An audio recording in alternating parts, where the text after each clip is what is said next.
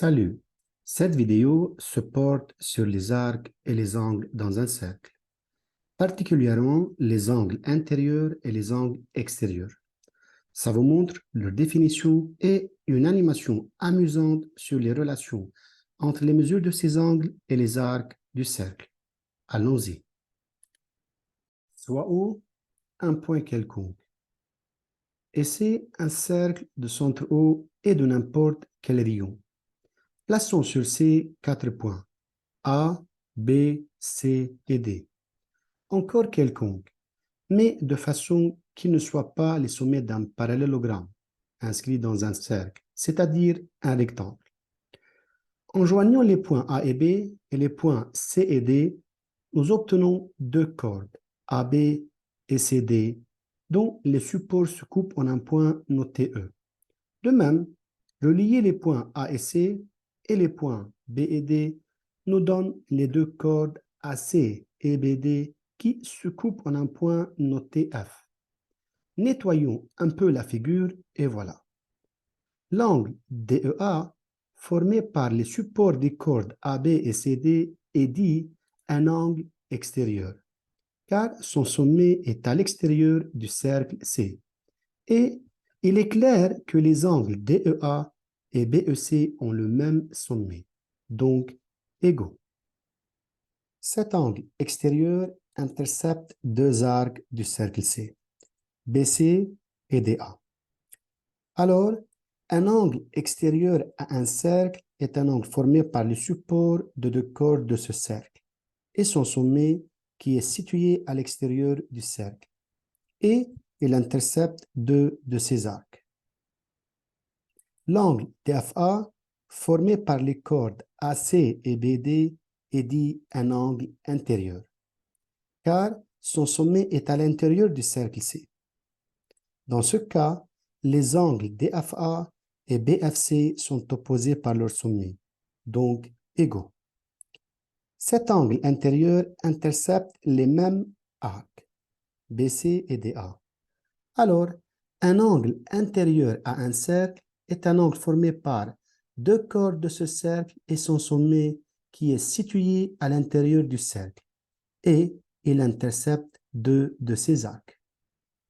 Dans cette partie de la vidéo, je vous présente une courte animation montrant les relations entre les mesures des angles intérieurs, des angles extérieurs et les mesures des arcs du cercle qu'ils interceptent. Ici, je tiens à clarifier que c'est une animation et non pas une démonstration. La démonstration sera postée plus tard. Voici la mesure de l'angle intérieur DFA et celle des arcs qui l'interceptent, l'arc AD et l'arc DC. Les valeurs affichées vous inspirent-elles un certain rapport ou une certaine relation entre la mesure de l'angle DFA et celle des arcs AD et BC?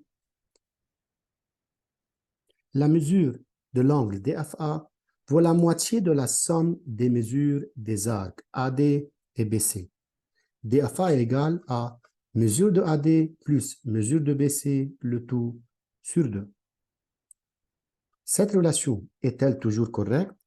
Voyons en observant le point B se déplaçant sur le cercle C et la variation des mesures de l'arc BC.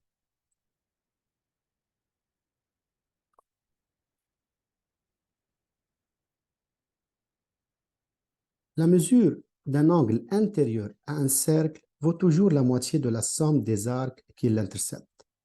La somme des mesures des arcs sur 2. Moitié somme.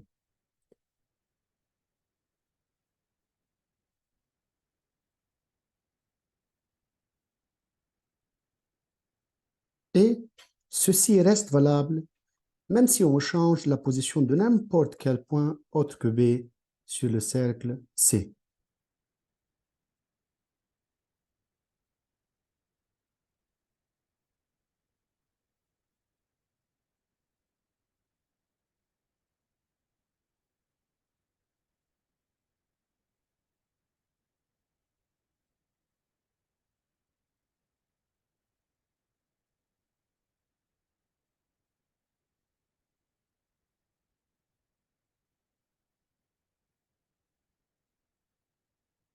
Et maintenant, que peut-on dire de l'angle extérieur interceptant les mêmes arcs BC et AD? Sa mesure vaut la moitié de la différence des mesures des arcs qu'il intercepte. La demi-différence des mesures des arcs. DEA est égal à mesure de l'arc AD moins mesure de l'arc BC, le tout sur 2.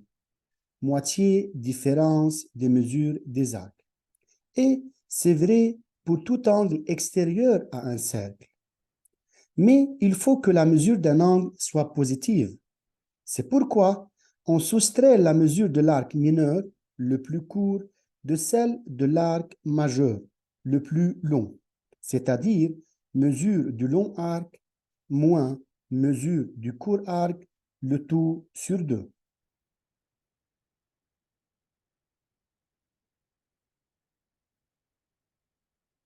Conclusion. Soit c'est un cercle. Si x et y sont respectivement un angle intérieur et un angle extérieur AC interceptant deux arcs AD et BC, alors x est égal à la mesure de l'arc AD plus la mesure de l'arc BC, le tout sur 2. La moitié somme des mesures des arcs. Et y est égal à la mesure de l'arc AD moins la mesure de l'arc BC, le tout sur 2. La moitié différence des mesures des arcs. À condition que la mesure de l'arc AD soit supérieure à celle de l'arc BC, afin de garder la mesure de l'angle extérieur positive. Autrement dit, Y est égal à mesure de l'arc majeur moins mesure de l'arc mineur, le tout sur 2. Je suis sûr que vous avez remarqué que la mesure de l'angle extérieur est toujours inférieure à celle de l'angle intérieur, car la mesure de l'angle intérieur est la moitié somme des arcs qui l'interceptent, tandis que celle de l'angle supérieur est la moitié différence des mêmes arcs. Pour cette notion, je m'arrête là. À la prochaine vidéo. Soyez au contact et à la vision. Au revoir.